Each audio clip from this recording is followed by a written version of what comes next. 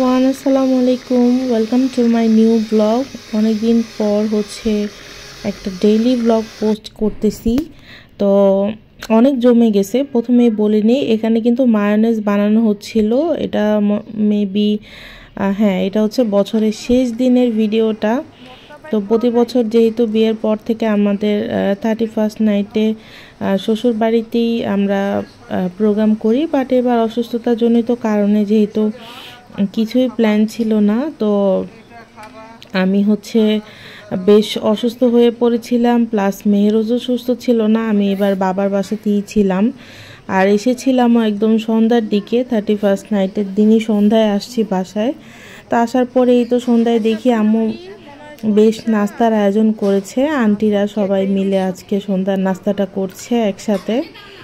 যেহেতু আমি এবার আর কি প্ল্যান করেছি যে হয়তো শ্বশুর বাড়িতেই থাকা হবে, এরকম প্ল্যানই ছিল। তো এই জন্য আর কি আন্টিরা না হয়তো সবাই মিলে একসাথে আমরা 31st নাইট সেলিব্রেট করতাম, বাট আমি যেহেতু শিওর ছিলাম না যে অ্যাকচুয়ালি আমি কোথায় থাকা হবে, যেহেতু শরীরের অবস্থা ভালো না, তো হুটহাট প্ল্যানিং হয়েছে। যাই হোক, তো এই তো এরপর এটা কিন্তু আমাদের বাসার ওখানে একটা মেলা হচ্ছিল। রাতে একটু আমি বের হয়েছিলাম ইঞ্জেকশন নেওয়ার জন্য, প্লাস এই মেলাটা ওখানেই সাথে ছিল, একটু ঘুরে আসলাম, শীতের মেলা। এরপরে বাসায় এসে দেখি যা হয় আর কি, 31st নাইটে বারবিকিউ প্রিপারেশন চলছে।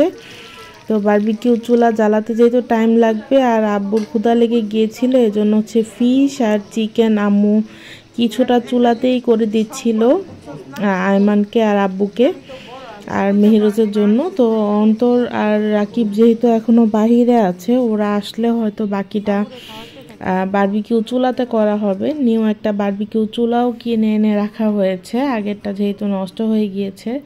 তো বরাবরের মতোই আম্মুর ফিশটা তো খুবই মজা হয় খেতে, আর চিকেনটাও অনেক, পুরো বাসা একদম স্মেলে ভরে গিয়েছিল। এদিকে অল্প কিউকাম্বার দিয়ে সালাদ করতেছে, আর এখানে সাথে ওইটা ছিল কোরাল মাছেরও বারবিকিউ ছিল। তো কোরাল মাছটার স্মেলটা আমি নিতে পারি না, আমার ভালো লাগে না, তো আমি ওটা খাইনি। আমি আসলে ওরকমভাবে খেতেই পারি নাই সেদিন। যাই হোক, আস্তে আস্তে বলি। তো এরপরে এই ভিডিওগুলোও কিন্তু সব আমার জন্য অর্পা রেকর্ড করেছে। সেদিন আমার শরীর অনেক খারাপ ছিল। বারবিকিউ হয় আর আমি এনজয় করি না, এরকম খুব কমই হয়, বাট এত বেশি অসুস্থ ছিল এবার শরীর। তা আমার মেয়ে কিন্তু মাশাল্লাহ অনেক এনজয় করেছে। সে এখানে পিয়ানো বাজাচ্ছে, তা আমি একটু উঠে দেখলাম, ওকে রেকর্ড করতেছিলাম। তখন মনে হয় 11:30টার মতো বাজে, বাট পরে শুনলাম যে ওদের চুলা জ্বালাতেই 1টা বেজে গিয়েছিল। আর এখানে এই যে কয়লাগুলোকে জ্বালানো হচ্ছে, যেহেতু বড় সাইজের কয়লা ছিল, এগুলো ডিরেক্ট কেরোসিন দিয়ে ধরানো যাচ্ছিল না। তো আমরা এভাবেই করি, প্রথমে এটা কিচেনে আনি, এনে এটাকে ভালো মতো জ্বালিয়ে নিই বড় বড় কয়লা, তারপর দিয়ে দিই।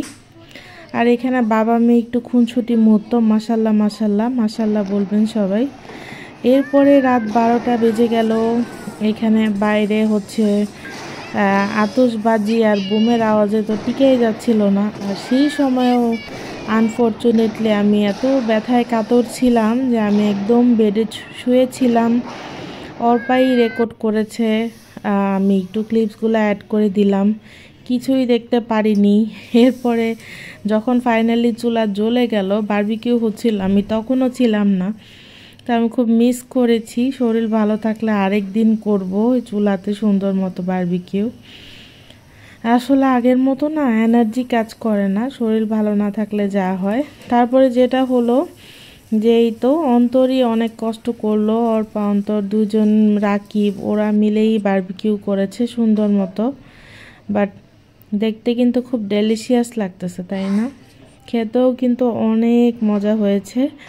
ফাইনালি বড় মাছটাও এখন দিয়ে দিচ্ছে বারবিকিউ করার জন্য। যদিও ফিশ বারবিকিউ করতে গেলে আমার কাছে মনে হয় যে চুলারটা বেশি মজা হয়, আর এটাতে করতে গেলে এনাফ তাপ লাগে, তাপ কম হলেই সমস্যা। আর মাছগুলা যেহেতু একটা বিশাল সাইজের ছিল, হয়তো বোঝা যাচ্ছে না, প্রায় 1.5 কেজির উপরে ছিল একটা মাছ।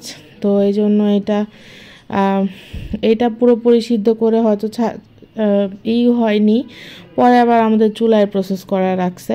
যাই হোক, এভাবেই করে আমাদের একটা সাডেন প্ল্যানে 31st নাইট পালন হয়ে গেল।